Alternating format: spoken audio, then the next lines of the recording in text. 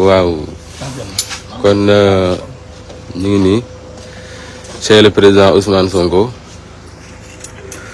mu ngi nii génn ci pour le lancement du concert de casserole kon président vous avez la parole. Waaw, je vais m'exprimer en français pour particulièrement clarifier un certain nombre de choses auprès de la communauté internationale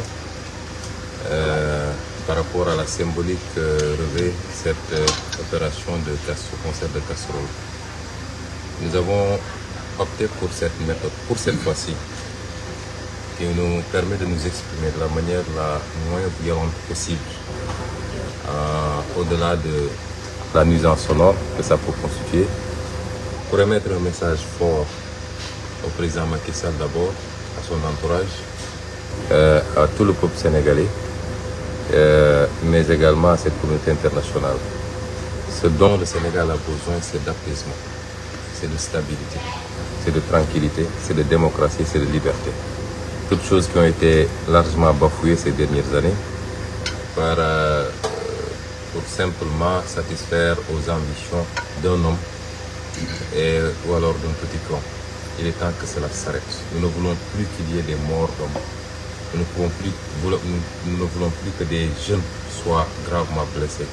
Nous ne voulons plus que des gens soient arbitrairement emprisonnés, uniquement à cause de leur opinion ou de leur coloration politique. Nous ne voulons pas aller vers des élections qui sèmeront le chaos dans ce pays qui était l'un des derniers bastions de stabilité dans l'Afrique de manière générale, mais en Afrique de l'Ouest en particulier. Et c'est pourquoi, malgré l'illégalité qui frappe l'interdiction qui nous a été faite d'organiser aujourd'hui, ce jour-là, notre cérémonie d'investiture de notre candidat pour la prochaine élection, malgré la mesure arbitraire de barricade de notre domicile, vous voyez là-bas encore le stationnement des forces de défense et de sécurité, et les autres sont de l'autre côté, qui dure depuis 1 mois et demi, sans aucune décision judiciaire ni administrative, malgré la persécution au quotidien dont nous souffrons. Je parle de tous nos militants. Nous avons, pour cette fois-ci, opté pour l'apaisement. Mais c'est un avertissement en même temps. Et nous espérons que le président Macky Sall saura se ressaisir à temps. Le message que le peuple sénégalais veut lui envoyer et qu'il veut envoyer au monde entier aujourd'hui à travers son concert de casserole, c'est un message d'apaisement et de paix. Et pour cela, il faut qu'il libère les détenus politiques. Plus de 700 détenus politiques dans les geôles de Macky Sall, c'est trop. Il faut qu'il libère les détenus politiques. C'est des Sénégalais qui ont des droits. Et certains sont retenus depuis trop longtemps, sans jugement, en violation de toutes les procédures de droit. C'est assez. Il faut qu'il lève ses barricades contre mon domicile. Je suis un leader politique et je crois que je crois mériter d'une certaine adhésion des populations sénégalaises pour justifier qu'on évite certaines choses, parce que la réaction populaire peut toujours déboucher sur l'irréparable, comme ça c'est déjà fait en 2021 et 2023. Il faut que cela s'arrête. Il faut qu'il arrête le complot politico-judiciaire pour empêcher une seule candidature, c'est-à-dire la mienne. L'Assemblée nationale est saisie et je crois doit se réunir le lundi. Et tout ce qui sera voté là-bas doit conclure à une seule chose, bloquer ou éliminer la candidature d'un homme qui s'appelle Ousmane Sonko, et au prix de la réhabilitation de beaucoup d'autres candidats qui aujourd'hui ont fait l'objet de condamnations beaucoup plus sérieuses. Il faut que tout cela cesse. Et c'est ce message-là que les Sénégalais veulent envoyer. Ils ne veulent plus de certaines situations de chaos. Sauf si le président Macky Sall les pousse à bout. Il a terminé ses mandats. Il n'a qu'à aller tranquillement vaquer à ses occupations. Personne ne lui souhaite du mal dans ce pays, mais il faut qu'il arrête de faire du mal aux Sénégalais de manière générale et à son opposition en particulier. Il a fini son mandat, ce n'est pas à lui de choisir le prochain président du Sénégal. Il peut choisir dans son camp, mais il ne peut pas choisir pour le Sénégal. Et ce que les Sénégalais veulent, c'est des élections inclusives avec tous ceux qui remplissent les conditions pour leur permettre de choisir librement et souverainement leur prochain président de la République. Et c'est pourquoi nous faisons aujourd'hui ce concert de casserole. Je le ferai symboliquement pour lancer le ton.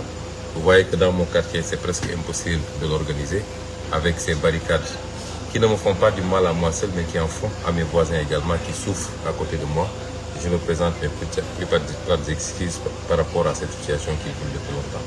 kon mbokk yi ñu ngi lancé officiellement concert de casserole bi na ko ñëpp topp ku bëgg jàmm ci réew mi rek na ko def parce que su amee doole dina doon message boo xam ne àdduna yëpp dina ko dégg waaye moom mi nga xam ne mooy ndeyu mbill mi te teg fitna ci réew mi dina ko dégg te xam ni sénégalais yi ànduñoo ak moom ci fa mu bëgg a jëmale réew mi suñu bëggee moytu ëllëg ñu ne xeex amatina ci réew mi bay bakkan rot ci bay nit gaañu ci yu mel nii na ci ñëpp farlu kon ñi ngi invité ñëpp ñu génn def concert de casserole ba riir bi ñu dégg ko fépp kon symboliquement maa ngi lancé mbir mi du caaxaan du po waaye communication la boo xam ne message lañ ci bëgg a génne moo tax ngeen gis ni ma sol lu xonk ci kaw ba si suuf ni ngeen ko defee ci journée bi yëpp lancé officiellement concert de casserole bi maag ñi nga xam ne tey waa sécurité bi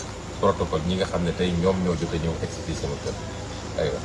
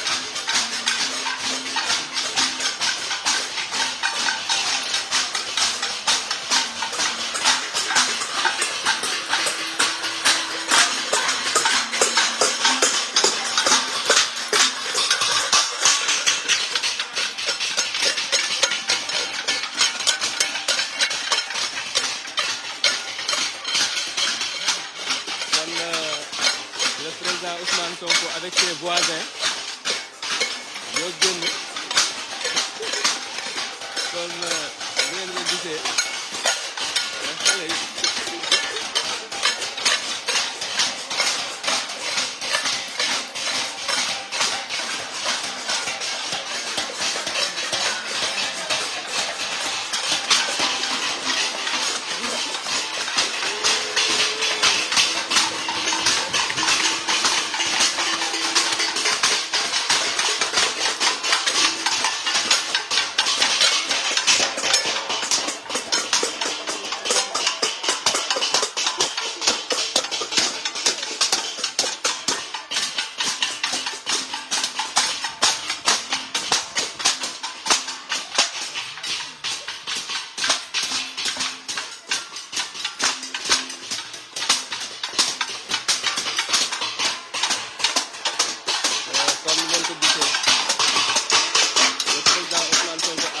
symboliquement le concert de casserole bi ci invité ñëpp moo xam population Sénégal yëpp ba sax les forces de défense et de sécurité ñu ngi leen di invité ci concert de casserole bi ndax ñoom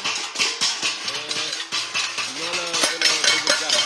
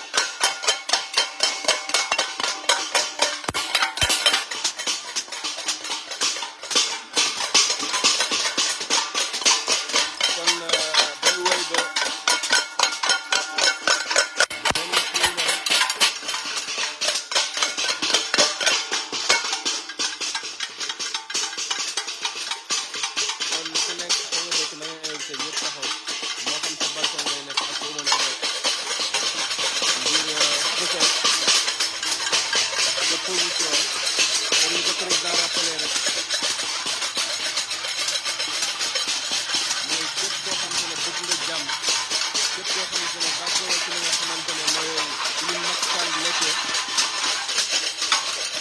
mën nga génn fësal ko moo xam Jakarta nga yor nga def say klaxon moo xam oto nga yor moo xam say bool nga yor nga tëgg wane ne jàmm nga bëgg gis ci Sénégal waaye d'accord ci li nga xamante ne moom la le président Macky Sall bëgg doxalee kon lii la woon dañ leen laata li nga xamante ne mooy concert de casserole bi